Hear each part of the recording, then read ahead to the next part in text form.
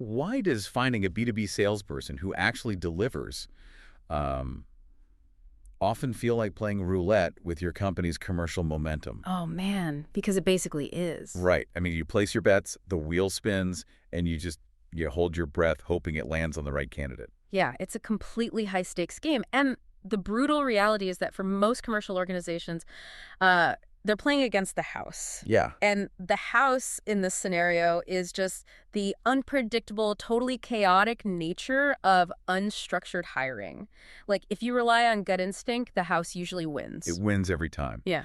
And that's exactly the dynamic we are tackling today in this deep dive. Absolutely. Because this is an essential strategy session tailored specifically for you, the sales leaders, hiring managers, and the executives who are just completely burned out from, spinning that wheel and hoping for the best. It's exhausting. It really is. So we're unpacking this incredibly insightful article by Nathan Davis from the Sales Experts. Right. Great piece. And the mission here is to really understand why sales hiring at the enterprise level keeps failing, and, more importantly, how you can replace those risky gut feelings with a predictable, ironclad system for lasting sales success. Yeah, and the core premise of Davis's article, it directly challenges a very comfortable narrative that most executives fall back on. The excuses, basically. Exactly. When a quarter is missed because a new hire failed to ramp up, the default reaction is usually to look externally. We point to the macro environment, right? Right. We say, oh, the market's too difficult, or that genuinely good talent is just impossible to find right now. yeah, we blame the talent pool, we blame inflation rates, we blame competitors poaching the A players. But to fix the problem, we first have to admit that our current process is broken. We have to look in the mirror. Exactly. The article points the finger right back at the organization itself. Like, the market might be tough, sure, but the far bigger issue is the trap of the instinct-driven interview. And that instinct-driven interview is arguably the single biggest point of failure in modern commercial growth. I mean, Davis argues that we are making multi-million-dollar revenue decisions based on incredibly flimsy criteria. Like what, specifically? Like a strong first impression, or general conversational chemistry, and that highly subjective, almost completely meaningless term, culture fit. Oh, culture fit, yeah. Think about how bizarre that is for a data-driven executive team. It makes no sense. It doesn't. The traditional sales hiring process is essentially like judging a book by its cover while blindfolded. I love that analogy. Right, you're running your hands over the dust jacket, feeling the embossed lettering and thinking, wow, this feels like a bestseller. But you have no idea what's inside. None. You might get lucky occasionally, but you would never bet your entire business strategy on a blindfolded guess in literally any other department. So why do we do it with the very people responsible for driving revenue? Well, we do it because human beings are naturally wired to trust charisma. And in a vacuum of objective data, charisma masquerades as competence. Wow. Charisma masquerades as confidence. That's good. It's the truth, right? Let's look at the mechanics of how this trap actually works inside a company. The most immediate danger Davis highlights is the shifting standard of evaluation. The inconsistency. Exactly. In a standard B2B hiring process, a candidate might meet with, say, 4 different stakeholders. You've got the HR manager. Right, the direct sales manager, the VP of sales, maybe a peer on the team. Every single one of those interviewers is evaluating the candidate using completely different internal metrics. And none of those metrics are calibrated. Not at all. The article breaks this down in a way that feels uncomfortably familiar. The direct manager walks out of the interview and focuses entirely on demeanor. Right, they're like, oh, they commanded the room, great eye contact. Exactly. Then the VP of sales comes in, completely ignores demeanor, and zeroes in exclusively on one single bullet point on the resume: past revenue numbers. Past revenue, which is a huge trap, right? It is the ultimate executive trap. Davis specifically warns against being influenced by past quota attainment without, ruthlessly interrogating the conditions behind those numbers. Because a number on a resume is just an outcome. Right. It tells you absolutely nothing about the behavior or the environment that produced that outcome. So let's dissect that a bit, because on the surface, a $5 million book of business looks like an undeniable track record of success.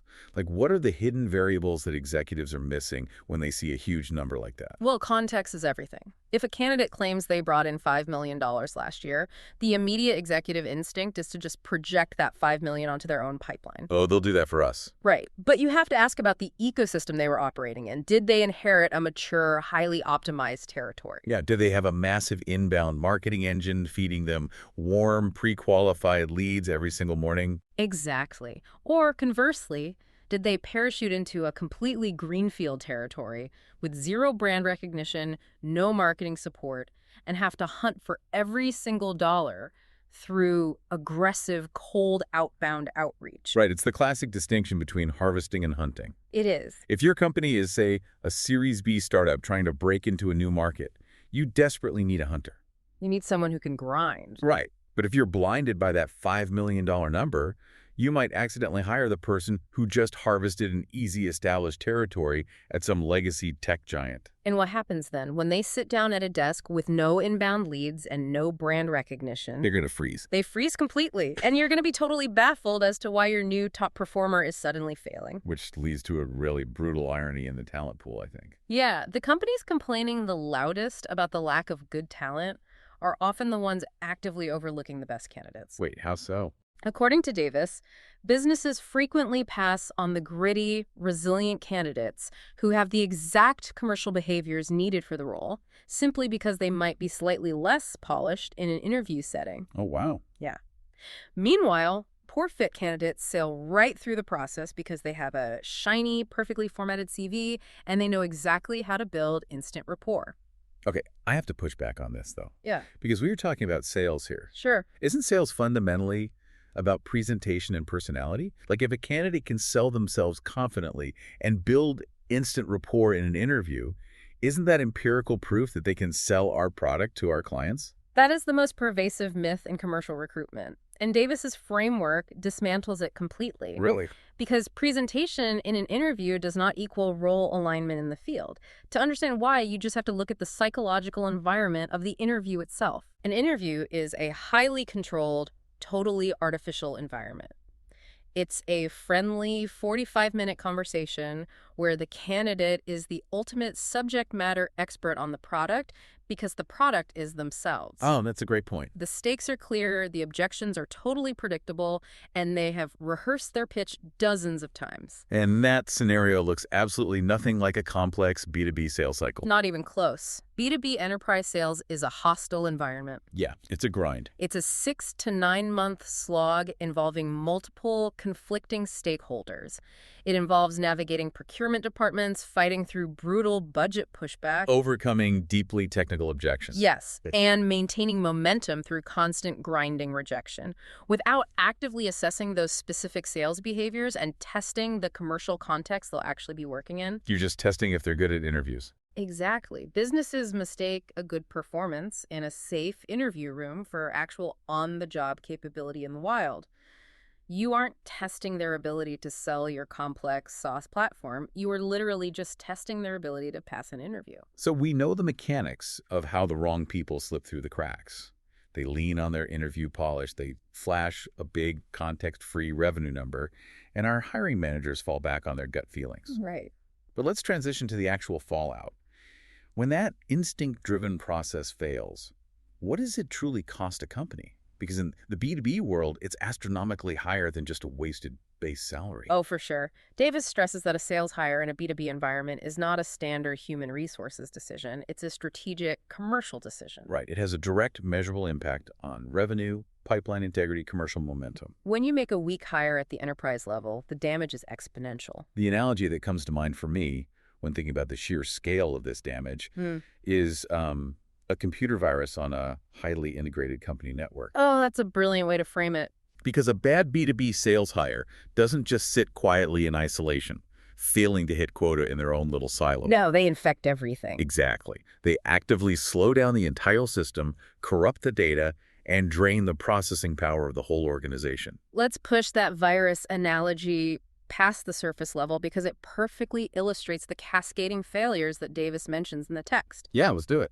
A virus doesn't just slow down the hardware. Its real danger is beta corruption.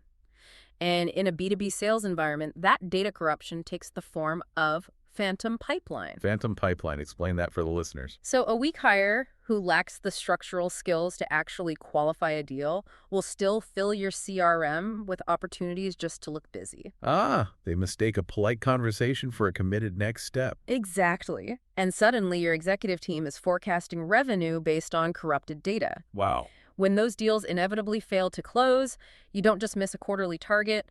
Your entire resource allocation and financial planning for the year is thrown into total chaos. And while they're corrupting the pipeline data, they're also burning through the hardware itself, specifically your Tier 1 target accounts.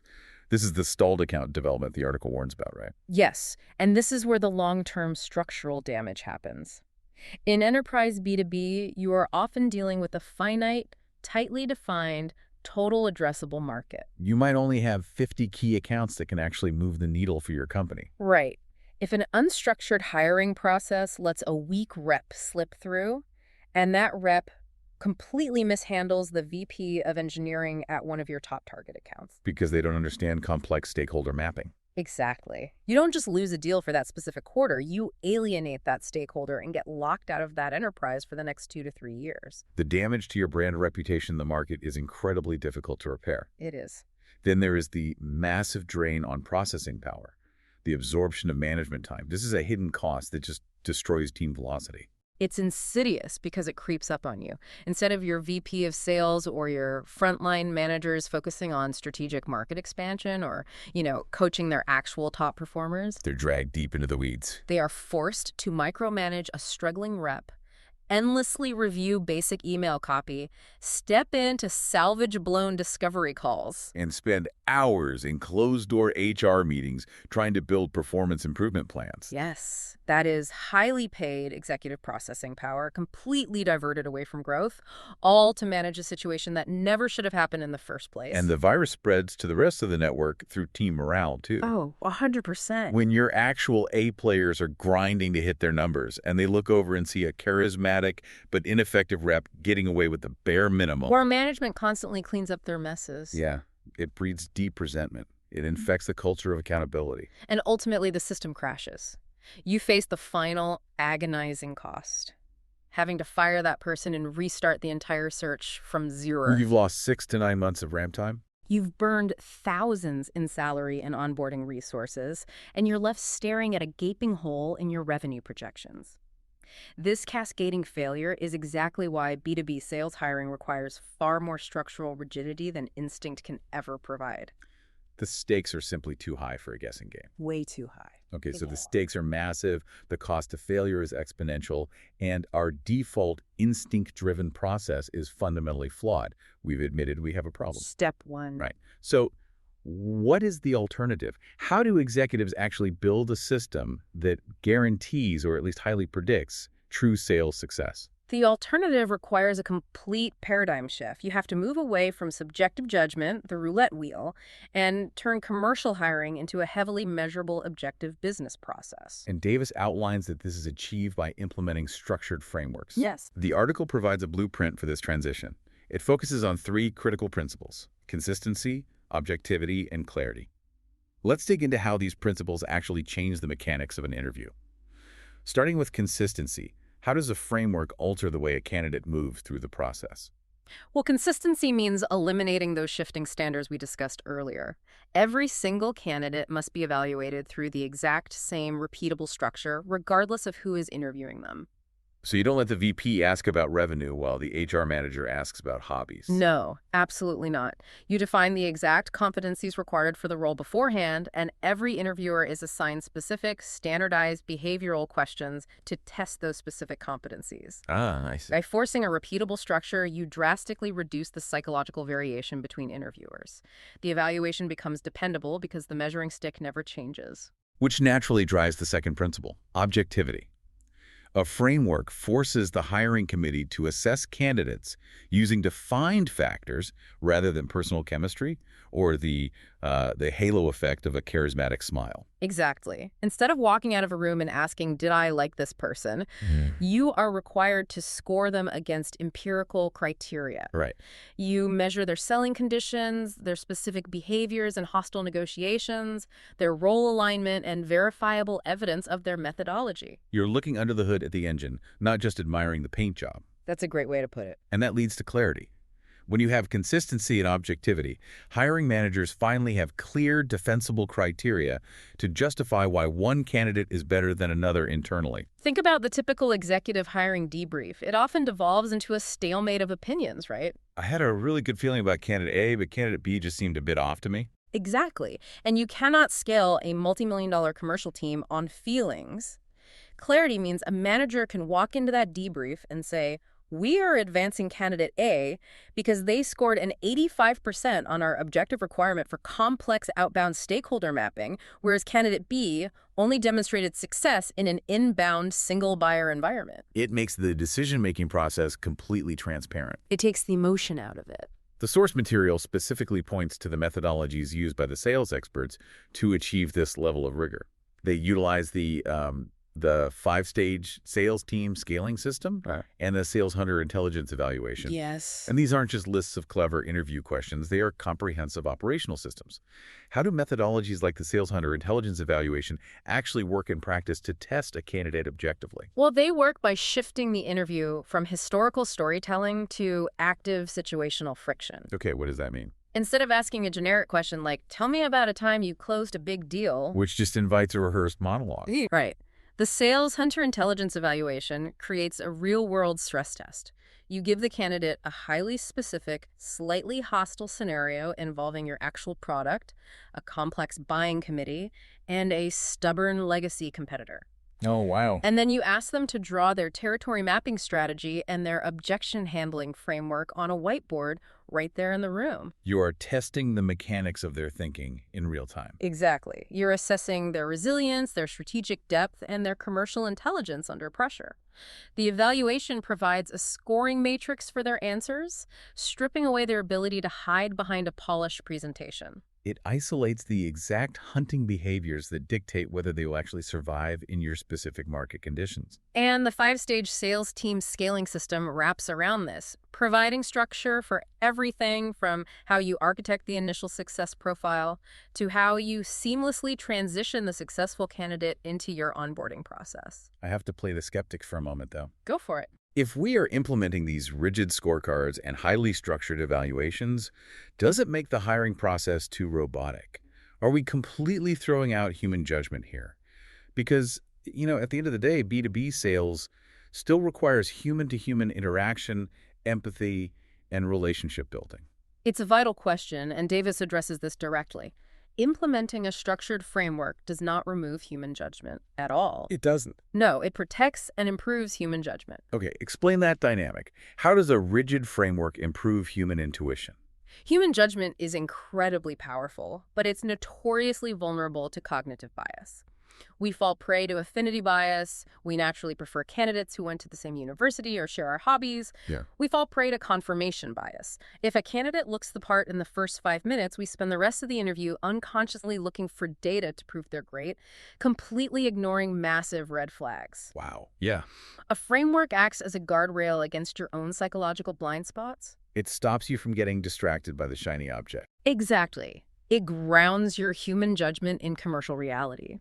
It allows your intuition to focus intensely on the nuances that actually matter for the role, like how they handle a subtle pivot in a negotiation, rather than getting swept away by their general charm. Right. When your decision-making is anchored by an objective framework, it becomes easier to explain to the board, easier to repeat across multiple hires, and critically, it drastically improves your ability to predict both their onboarding velocity and their long-term retention. So it's not about turning hiring managers into robots reading from a script. It's about giving them the right diagnostic lens to view the candidate through. Precisely. Going back to my earlier analogy, we are taking off the blindfold. You can still appreciate the beautiful cover of the book, but the framework forces you to actually read the chapters, analyze the plot, and review the citations before you buy it. And the real value of these frameworks is not adding corporate bureaucracy, it's engineering predictability. Predictability. When you utilize systems like the ones developed by the sales experts, stronger candidates are identified reliably. The massive performance variance between your top and bottom reps decreases, and your revenue impact becomes consistent quarter over quarter. And that predictability is the holy grail for every CEO and commercial leader. You don't need a bigger stack of resumes, and you don't need more churning conversations in the boardroom. You need a dependable, repeatable machine for identifying genuine role alignment. To synthesize all of this, if you're a commercial leader listening to this and you're deeply frustrated that every new sales hire feels like a coin toss, you have to internalize that strong, capable candidates absolutely do exist in the market. Yes, they're out there. Your inability to find them isn't necessarily a macroeconomic problem, it's an internal structure problem. Finding the right people shouldn't depend on chance. It depends entirely on the architecture of your evaluation. The most crucial actionable insight here is that you must define the specific role, the environmental conditions, and the objective success profile before you ever commit to a search. You have to stop relying on shifting internal opinions and just hoping for the best. If you want to stop draining executive processing power on bad hires, burning tier 1 accounts, and chasing phantom pipeline, you have to implement repeatable, objective systems. Moving from instinct to structure is the only viable way to scale a commercial team effectively. It really is. If you are ready to build a truly predictable sales function and achieve lasting sales success, you need to apply a structured framework immediately. And a phenomenal place to start bridging that gap is by visiting thesalesexperts.com to learn more about how methodologies like the 5-stage sales team scaling system can completely transform your recruitment architecture. The transition from gut feeling to empirical data is exactly what separates stagnant companies from market leaders. We have covered a massive amount of ground today, analyzing the psychological traps of subjective hiring, the hidden structural costs of a bad B2B hire, and the immense power of an objective framework. But as we wrap up this deep dive, I want to leave you with one final provocative thought to turn over in your mind. This is a good one. Think about your absolute top-performing salesperson right now.